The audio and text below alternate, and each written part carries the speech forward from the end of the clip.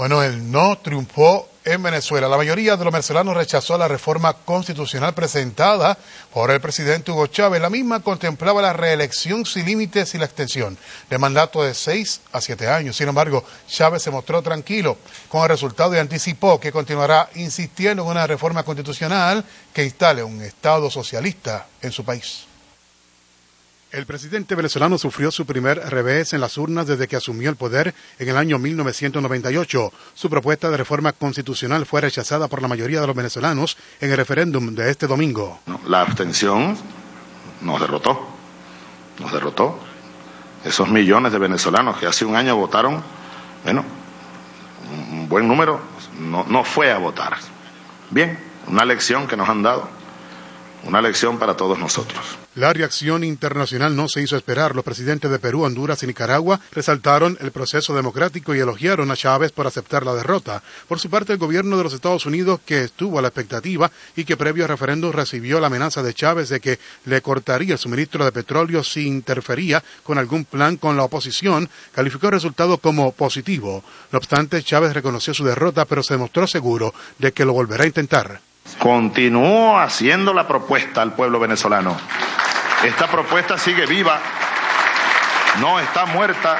Con el 88% de la mesa de votación escrutada, la opción del no contra la reforma obtuvo más de la mitad de los sufragios, mientras que el sí obtuvo un 49.29% de los votos. Entre las propuestas que impulsaba el gobierno estaba la reelección presidencial indefinida, la extensión del mandato de 6 a 7 años y aspectos para consolidar un Estado socialista. En el referéndum hubo una abstención de un 44% de los electores. Bueno, y para analizar desde la perspectiva puertorriqueña de esa victoria del no en Venezuela, aunque por estrecho margen, aceptó nuestra invitación el catedrático universitario Ángel Rosa, especializado en ciencias políticas y sistemas comparativos en América Latina. Muy buenas noches, profesor. Gracias por estar con nosotros. Buenas noches y gracias por invitarme. Bueno, ¿se puede considerar esto que sucedió ayer en Venezuela como una derrota aplastante para Chávez o no necesariamente? No, de ninguna manera.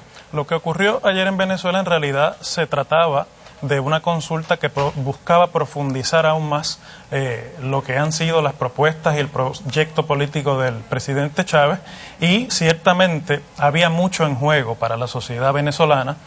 Chávez en realidad estaba llenando de propuestas la consideración del pueblo venezolano, y ante la posibilidad de ampliar el término presidencial a 7 años y además de dejar ilimitada la cantidad de veces que un presidente puede aspirar a esa magistratura, y además cuando se trataba en realidad de la transformación del sistema político y productivo de Venezuela a uno de corte socialista, pues el pueblo venezolano, por un escasísimo margen, lo que demuestra lo dividido que está, decidió no confiar en las propuestas que le hacía Chávez. Estos grupos de abstención, este 40% de abstención que hubo, ¿proviene mayormente de las personas que estaban con él o de la oposición? Porque es extraño, esta abstención, un 40% es mucho. Claro. Bueno, la especulación de los analistas políticos, principalmente en Venezuela, es que la mayor parte de esa abstención proviene de las filas de Chávez, y es gente que, aunque le apoya en el proyecto populista de mejor distribución de la riqueza,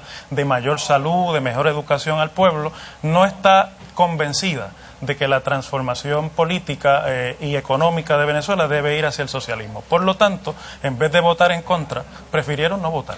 Bien, entonces me pregunto si es que han aumentado los grupos de oposición en Venezuela. No, lo que pasó es que estas propuestas permitieron la galvanización de una oposición que hasta ahora estaba muy dividida, bastante desarticulada, y el agente catalítico de los estudiantes universitarios presentándose como los principales opositores a las propuestas, además de la participación activa de la Iglesia Católica, por ejemplo, que es un sector importantísimo, pues le permitió a la oposición hacer un papel efectivo frente a Chávez y derrotar a Chávez, aunque por escaso margen. Y existía un gran temor de que hubiese fraude electoral, porque se sabe que el organismo que contabiliza los votos en Venezuela pues pertenece al gobierno.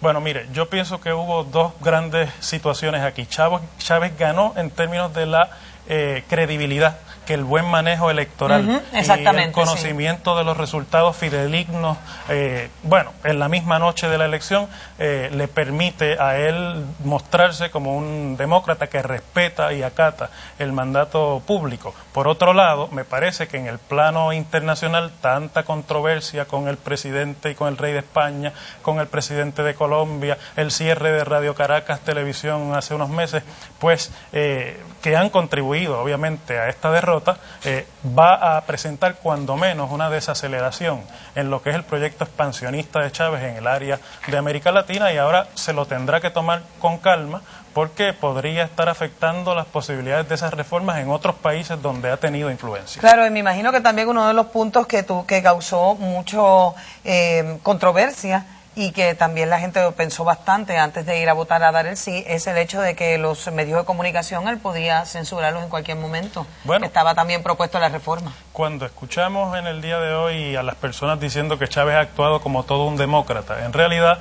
pues es un poco exagerar lo que ha sido su reacción ante su primera derrota electoral, porque apenas hace 2 días estaba amenazando no solamente con censurar y con cerrar medios de comunicación que dieran a conocer resultados, sino también con cerrar bancos españoles y con terminar el suministro de petróleo a los Estados Unidos.